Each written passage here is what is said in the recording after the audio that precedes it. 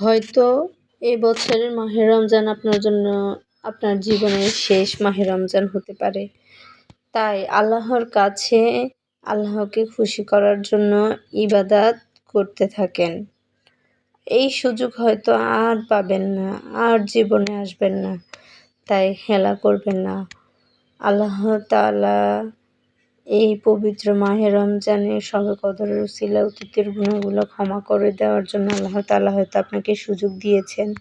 হয়তো আল্লাহ তাআলা আপনাকে এখন অনেক সুযোগ দিয়েছেন। একটা সময় সুযোগ পাবেন না আল্লাহ তাআলার ইবাদত করার জন্য।